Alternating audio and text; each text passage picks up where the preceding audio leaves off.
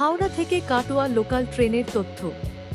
হাওড়া থেকে কাটোয়া স্টেশনের দূরত্ব ১৪৪ কিলোমিটার।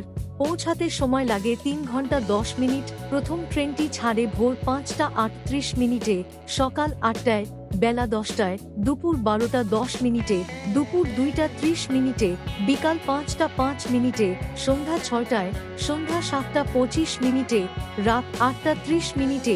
এটি শেষ ট্রেন।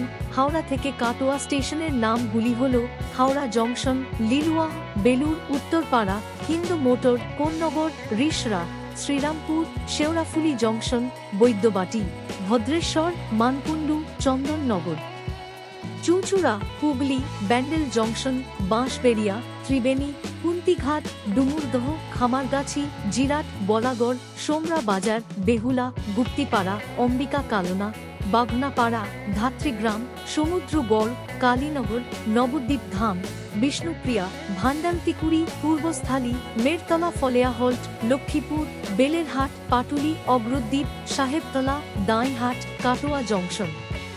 ট্রেনের সঠিক সময়সূচি ও তথ্য জানার জন্য আমাদের চ্যানেলটি সাবস্ক্রাইব করতে পারেন।